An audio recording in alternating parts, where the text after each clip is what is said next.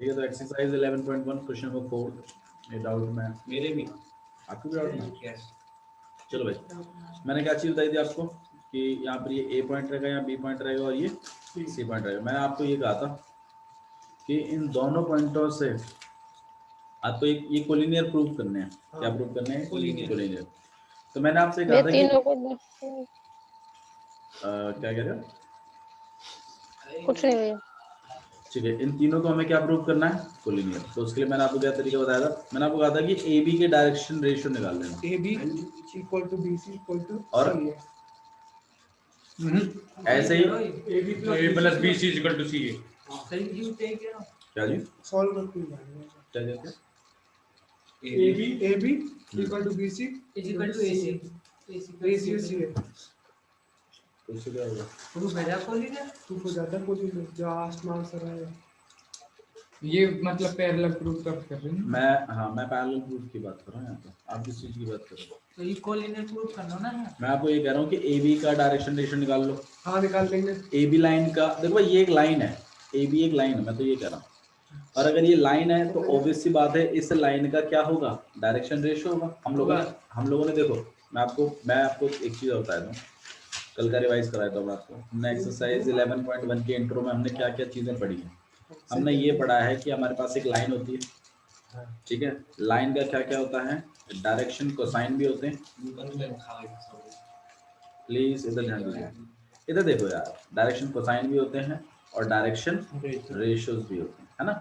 अच्छा जी, हम लोगों ने ये भी पढ़ा था कि डायरेक्शन कोसाइन जो है वो कितने होते हैं? 3 2 होते हैं।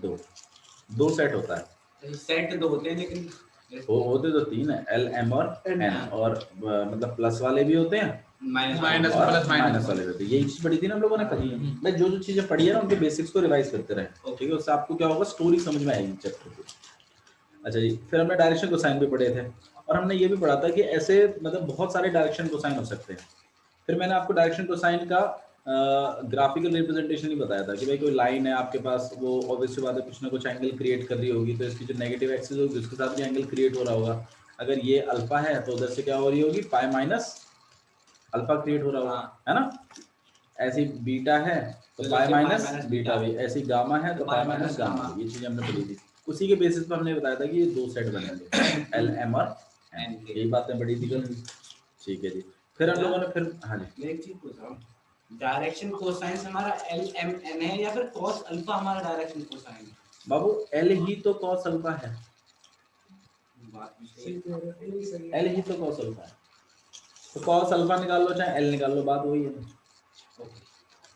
ठीक है।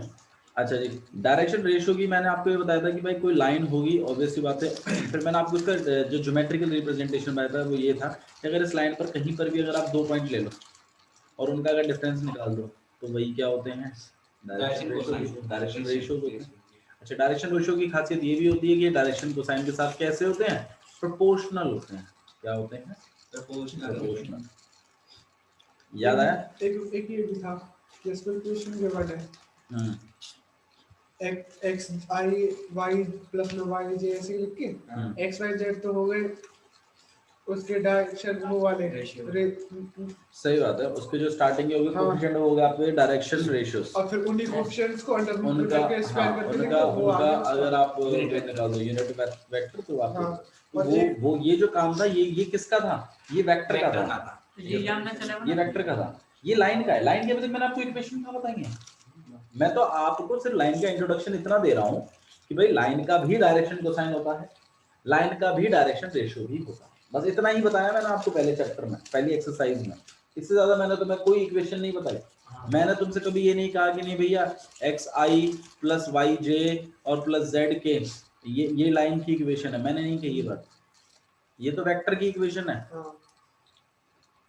लाइन की इक्वेशन लिखने के लिए क्या क्या चीजें चाहिए होती है वो हम अभी पढ़ेंगे, अभी तो मैंने नहीं पढ़ाया। मैंने आपको सिर्फ इतना बताया है कि भाई लाइन में भी डायरेक्शन कोसाइन और डायरेक्शन रेशियोज होते हैं। और फिर मैंने आपको लाइन के डायरेक्शन कोसाइन और डायरेक्शन रेशियोज के सेट के बारे में बताया। फिर मैंने आपको ये बताया कि भाई इनके भी प्रोपोर्शनल होते हैं हिसाब किताब। फिर मैंने आपको ये भी बताया कि इसके डायरेक्शन कोसाइन और डायरेक्शन रेशियोज के बीच में रिलेशनशिप क्या है। रिलेशनशिप क्या है? ए अपॉन में under root of A square plus B square plus C square. Direction cosine ये आपको डायरेक्शन कोसाइन देते हैं, ऐसे ही एल देता है, ऐसे ही एम के लिए भी मिलता है ना, और ऐसे ही एन के लिए भी मिलता है। मैंने अभी तक आपको कुछ भी इक्वेशन के बारे में नहीं बताया ये है, डायरेक्शन मैं फिर क्लियर कर देता हूँ तुम्हें इस बात में। बोलो। डायरेक्शन रेशो तो वो होता है जो दो पॉइंटों के बीच में होता है। डायरेक्शन रेशियो का मतलब होता है कि अगर लाइन है, अगर आपके पास तो कहीं पर भी 2 पॉइंट मिल जाए आपको और उनके बीच का जो डिफरेंस होता है वही आपके पास डायरेक्शन। वही direction cosine. Direction cosine angle होता है जो वो लाइन तीनों एक्सिस के साथ क्रिएट कर रही है। और कुछ डायरेक्शन रेशियो का बता दिया आपने एक बार। 2 पॉइंटों के बीच में जो डिफरेंस होता है that is the direction ratio. कोई भी लाइन पे कहीं पर भी 2 पॉइंट मतलब मैग्नीट्यूड देंगे। बाबू लाइन का मैग्नीट्यूड कैसे बता दोगे आप? ठीक है, यहाँ तक समझ में आ रही है स्टोरी? पक्का। फिर मैंने आपको ये चीज भी बताई थी कि भाई अगर 2 लाइनें हैं तो भाई चलो इसको बाद में देखो, इस पर भी बातें करेंगे। लाइनें जब 2 पैरेलल होती हैं कैसे पता चलता है? बता दूं नहीं इक्वेशंस के वो वेक्टर का बताया। कोलिनियर। ठीक है, चलो तो अभी फिलहाल आपको जो मोटी मोटी बात समझ में आई है वो ये है कि लाइन के भी डायरेक्शन रेशियोज होते हैं। और 3D में जो चीज मैटर कर रही है लाइन की इक्वेशन बनाने के लिए, वो चीजें हम लोग अभी पढ़ेंगे। ठीक है, अच्छा एक क्वेश्चन नंबर 4 डाउट में है, उस डाउट को और देख लेते हैं। एक्सरसाइज 11.1 क्वेश्चन नंबर 4 देखिए क्या लिखा। देखो पुरानी स्टोरीज को पढ़ते रहो, ठीक है, वरना आपको ये समझ में नहीं आएगा ये चैप्टर। ठीक है, फिर आपके पास ऐसा हो जाएगा कि मतलब वाली बात हो जाएगी कि हम यहाँ भैया पढ़ाते जा रहे हैं, हम करते जा रहे हैं, मतलब बैकग्राउंड समझ में नहीं आएगा चैप्टर का। ठीक है, जैसे यहाँ पे 2, 3 और 4 एक पॉइंट है, बी पॉइंट क्या है -1, -2 और 1, और ऐसे ही आपके पास सी पॉइंट है 5, 8 और 7।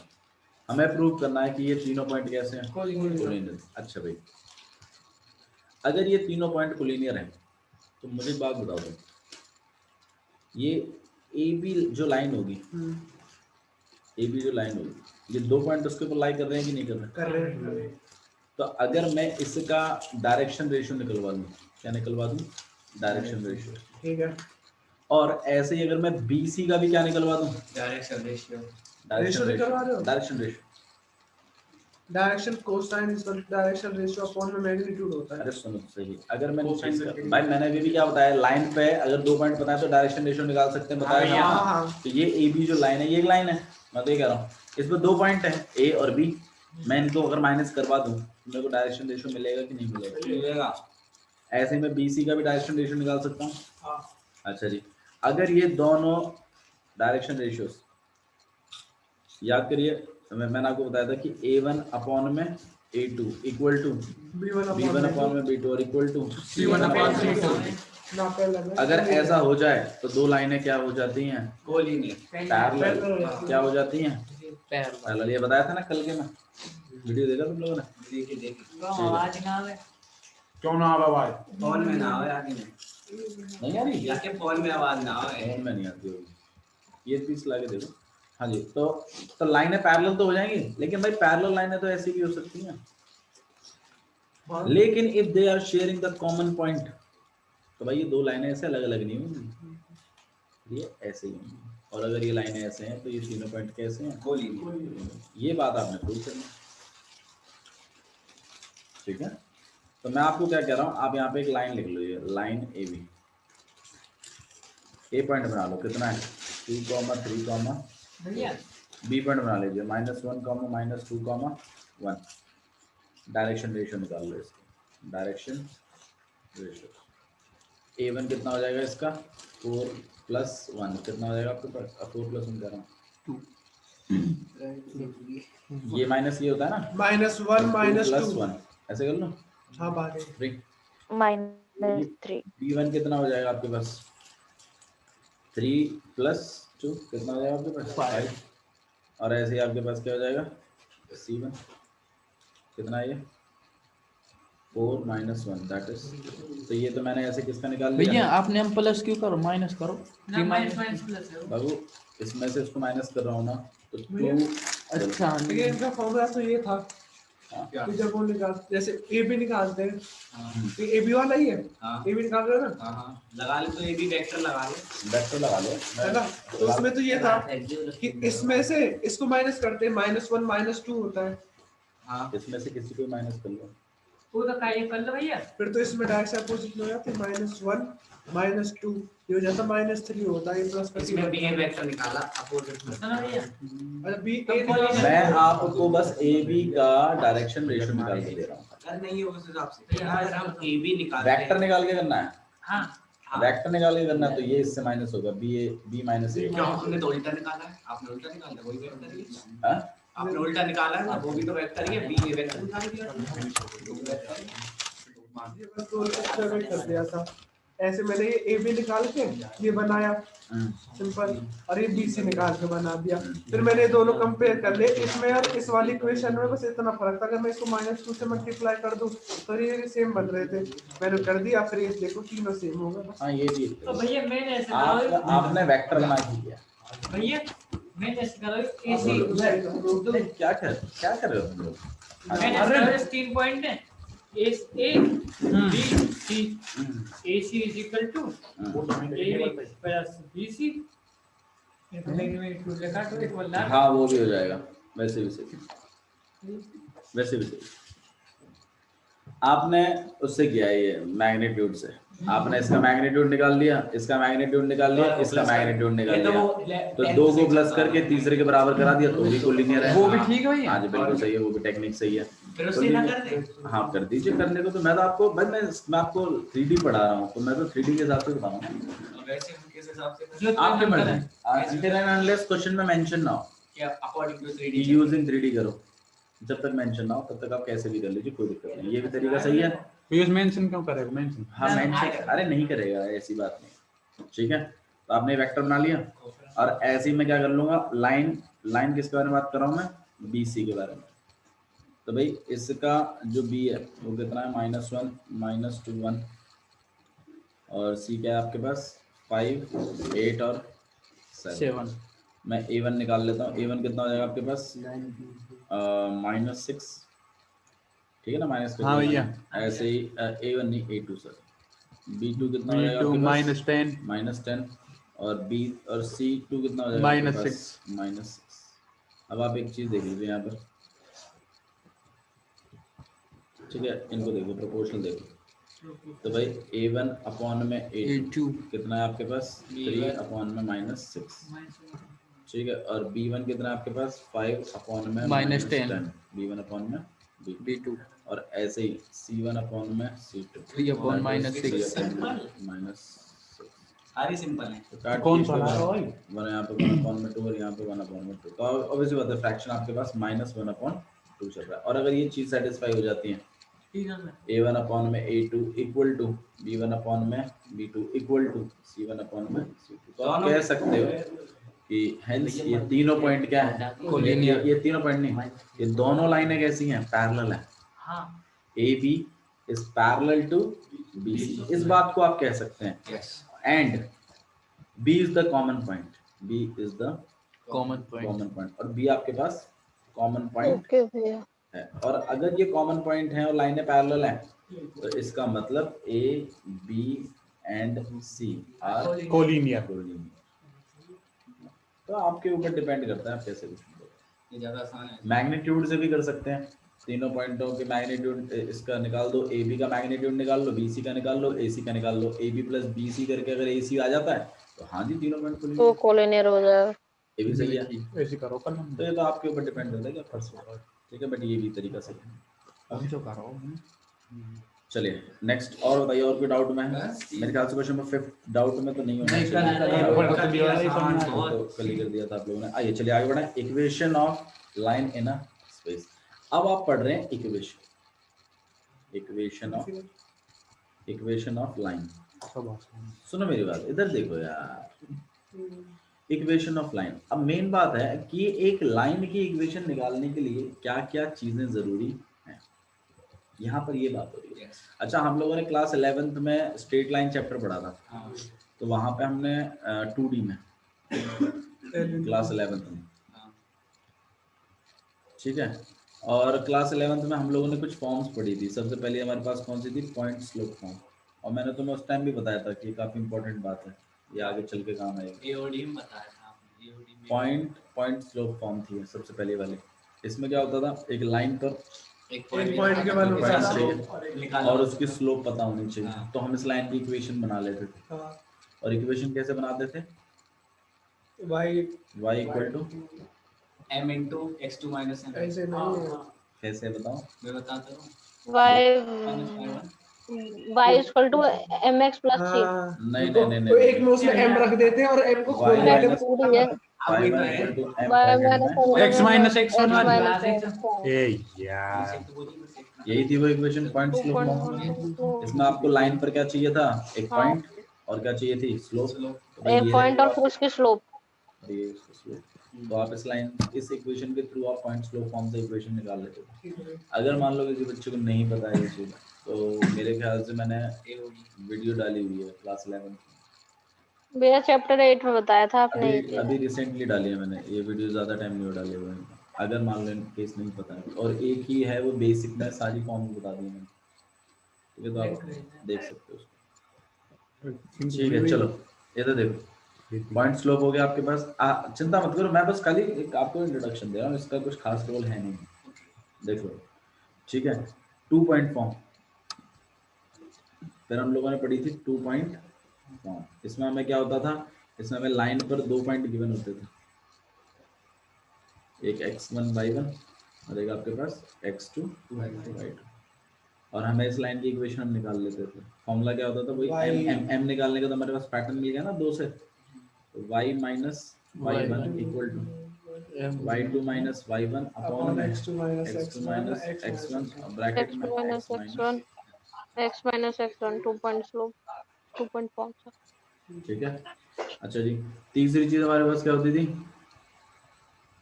भैया इन पॉइंट इंटरसेप्ट फॉर्म।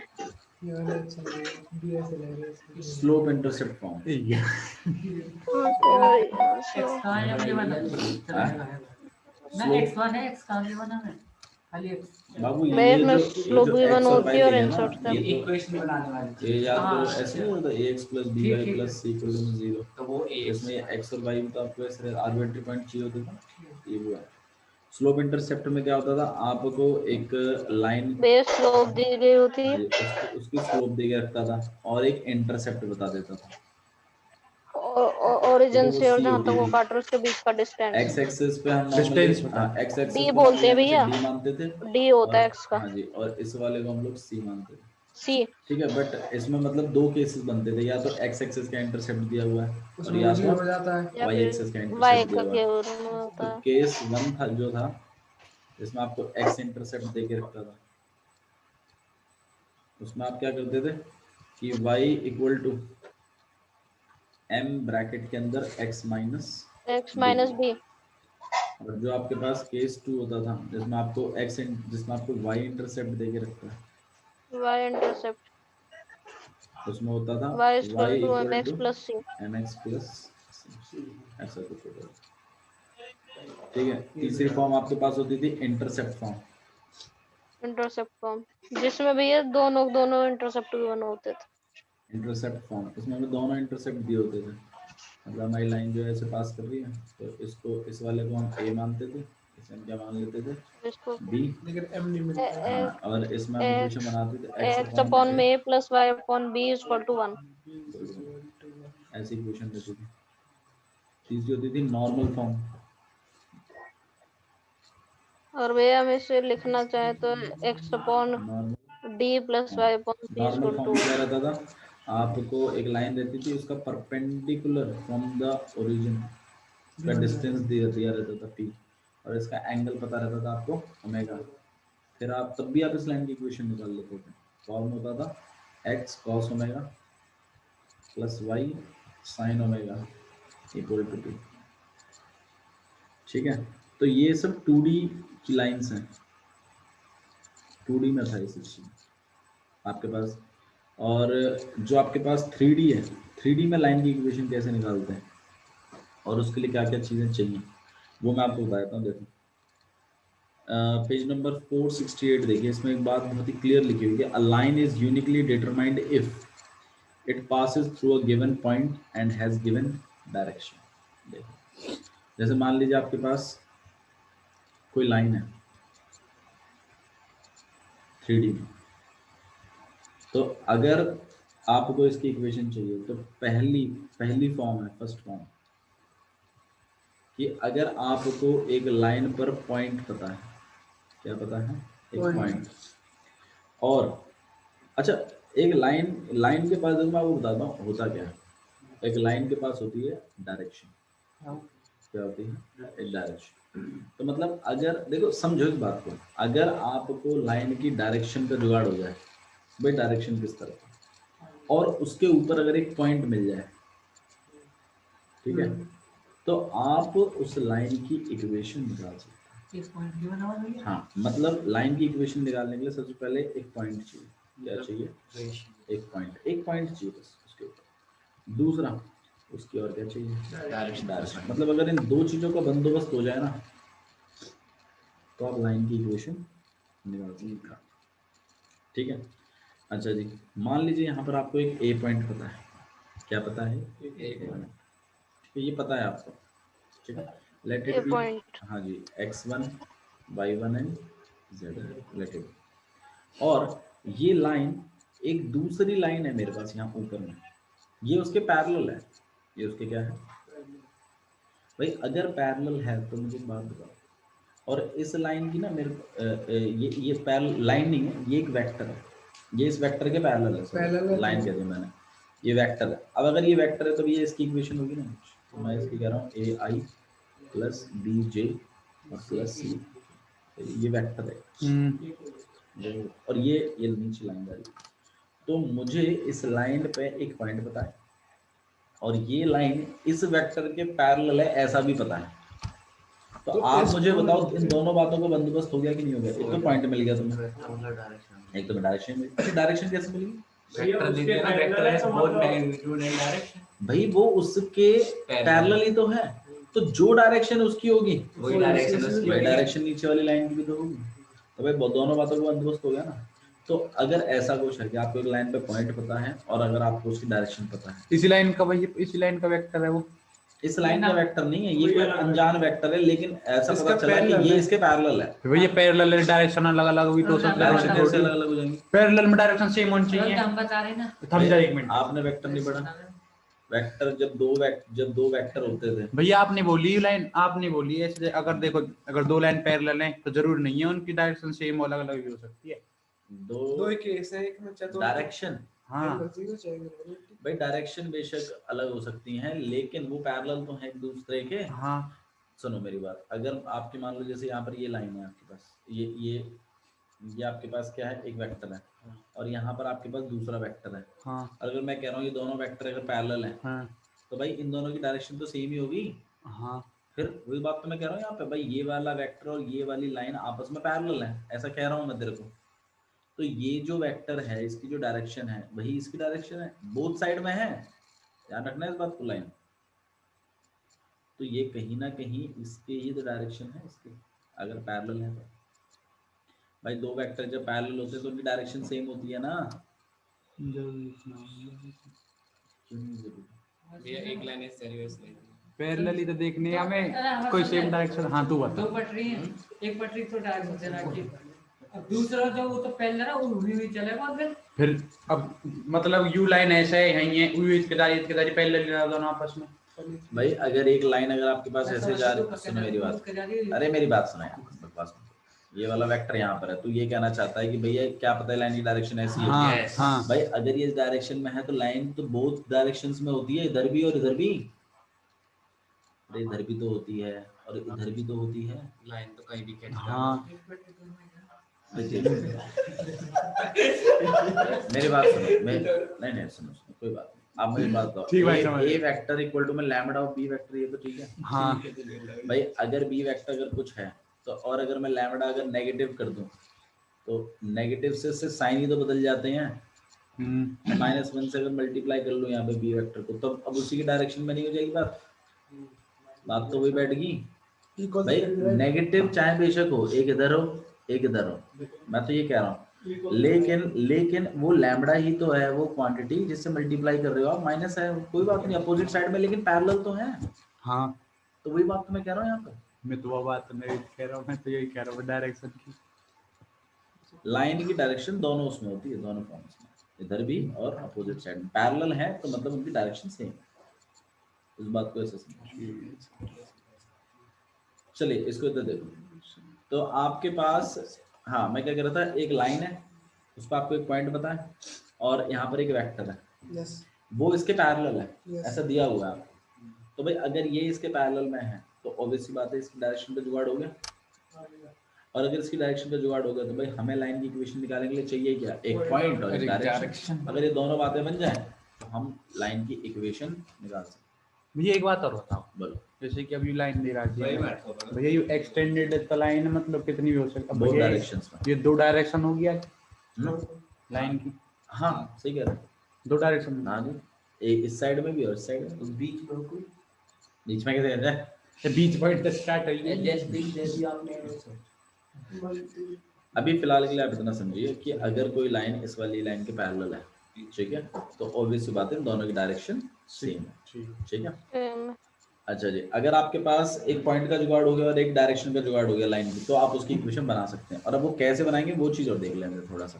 देखो लिखने को मैं आपको फॉर्म पहले बताता हूँ, फॉर्म कैसी है लाइन की, फॉर्म होती है ऐसी, आर वेक्टर इक्वल टू में ए प्लस में लैम्बडा बी, ऐसी इक्वेशन होती है लाइन। प्लीज इधर ध्यान दे लो पहले, DM दो तो फिर लाइन की इक्वेशन दो फॉर्म्स में होती है, एक वेक्टर फॉर्म, ठीक है, और एक है आपके पास कार्टेशियन फॉर्म। हाँ जी, दो फॉर्म्स में होती है, एक वेक्टर फॉर्म और एक कार्टेशियन फॉर्म। वेक्टर फॉर्म कैसी होती है बता देता हूँ, आर वेक्टर इक्वल टू में A vector plus lambda B vector, sorry हाँ vector R vector equal to में A vector plus lambda B vector, मतलब इसमें वेक्टर्स के नाम से डिनोट होता है, वेक्टर्स के एक्सपेंशन से डिनोट नहीं होती। वेयरएज कार्टेशियन फॉर्म जो होती है वो उसमें एक्सपेंशन होता है, और कैसा होता है वो बता देता हूँ आपको, x माइनस x1 अपॉन में a equal to y minus y1 upon में b और equal to z minus Z1 upon C। ये दो फॉर्म्स हैं आपके पास, ये तो फटाफट से लग रहा ठीक है। अब ये अब सुन तो लो भाई, देखो मैं कराने को आपको ये डायरेक्ट लिखवा दूं और फिर आपको क्वेश्चन शुरू करवा दूं, लेकिन मैं थोड़ा सा ये चाहता हूँ कि आप इन बातों को ध्यान रखिए कि आया कैसे, ठीक है। उसके लिए थोड़ा सा हम समझ लेते हैं डेरिवेशन कैसे हुई है। यहाँ पर हमारे पास यहाँ पर ये ओरिजिन है, हम यहाँ से यहाँ एक वेक्टर ले रहे हैं, ठीक है, एक हमने एक आर्बिट्री पॉइंट माना है P, ठीक है, और ये हमने अपनी मर्जी से माना है कोई भी, जैसे हम कहते हैं ना एक्स वाई जेड के लिए कुछ होनी चाहिए, तो हमने एक पॉइंट लिया, तो इसके फॉर्म इसके पॉइंट है एक्स वाई और जेड, ठीक है। अच्छा जी, ये वाला जो वेक्टर है जो हमें गिवन था, जो पॉइंट हमें गिवन था, उसका पोजीशन वेक्टर मान लीजिए ए वेक्टर है, और ये वाला पॉइंट जो आर्बिट्री पॉइंट है उसको हम लोग बाय डिफॉल्ट आर वेक्टर मानते हैं पहले से, ठीक है।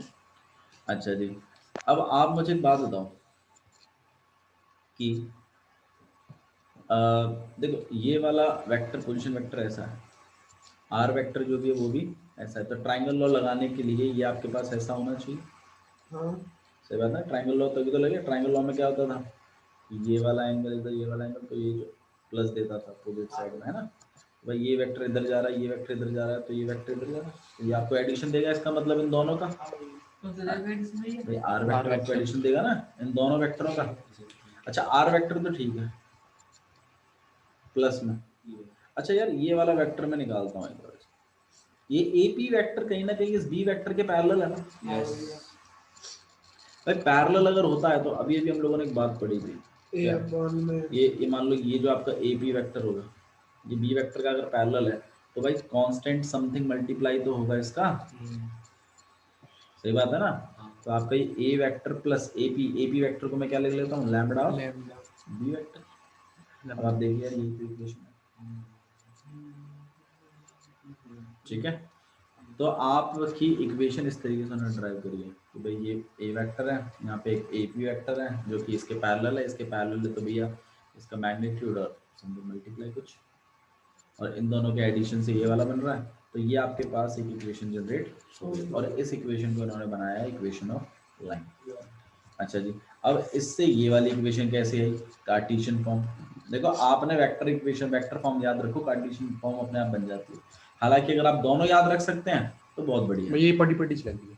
हाँ जी, बड़ी सी देखिए आर वेक्टर जो है पोजीशन वेक्टर ही तो है किसका, एक्स वाई और जेड का। तो मैं आर वेक्टर की जगह क्या लिख सकता हूँ, एक्स आई प्लस वाई जे और प्लस जेड के, और इक्वल टू में ए वेक्टर जो है वो आपके पास x1 y1 और z1 का था, तो इसकी जगह मैं क्या लिखता हूँ, x1 i plus y1 j और प्लस z1 के। अच्छा, प्लस में लैम्बडा बी वेक्टर क्या था भाई, ए बी सी था ना, बी वेक्टर, हाँ बी वेक्टर जो ऊपर बनाया था मैंने। अच्छा हाँ एबीसी में, तो भाई लैम्बडा इनटू में बी वेक्टर क्या हो जाएगा, A I cap I plus B J plus C plus K. C. अगर मैं लैम्बडा को अगर मल्टीप्लाई कर दूं तो यहाँ पे कितना आ जाएगा, x1 i प्लस वाई जे जे और z1 के प्लस बोलो लैम्बडा ए लैम्बडा आई प्लस बी लैम्बडा जे प्लस सी लैम्बडा के कोई रख बात लीजिए। नहीं, कोई फॉर्मूला बात ध्यान नहीं। रखना, आप फॉर्मूला ध्यान रखना, कोई बात नहीं। अगर आपको कॉन्सेप्ट समझ में नहीं आ रहा तो कोई दिक्कत नहीं है। हमें ना फॉर्मूले कम है इसमें। फॉर्मूले तो काफी है इसमें, फॉर्मूले तो आपने याद करने पड़ेंगे। आई वालों को एक साथ कर लीजिए, आई बाहर, अंदर क्या आ गया, x1 प्लस में a लैम्बडा। देखो ये सीखना तो पड़ेगा आपको इसको सॉल्व करना, क्योंकि कुछ क्वेश्चन होगा ना, देखो एनसीईआरटी बेस्ड जो क्वेश्चन है उसमें तो इतना नहीं है इनके बारे में, लेकिन जो बाहर के क्वेश्चन है उसमें करना पड़ता है, तो सीखना तो पड़ेगा ये डेरिवेशन आपको, क्योंकि ये लगेगी, यूज होगी कभी ना कभी। अभी तो तुम्हें कैसा, ये डेरिवेशन में सिंपल सा एक पॉइंट दे दिया है, कभी कभी क्या होगा ना, तुम्हें पॉइंट नहीं देगा वो, उसके बारे में इंफॉर्मेशन देगा, तो तुम्हें वो पॉइंट जनरेट करवाना है खुद, ऐसा होगा 3D में। ठीक है, ये आपके पास कितना हो जाएगा, y1 प्लस में b लैम्बडा और j और प्लस में z1 प्लस में c लैम्बडा, यहाँ पे क्या हो जाएगा k। यहाँ पे क्या आपके पास xi प्लस y j और प्लस z। आप कंपेयर करिए इसको इससे, तो x इक्वल टू में कितना आ गया, x1 प्लस में a लैम्बडा और y किसके इक्वल आ गया, y1 प्लस में b लैम्बडा और z किसके इक्वल आ गया, z1 प्लस c लैम्बडा। सही है।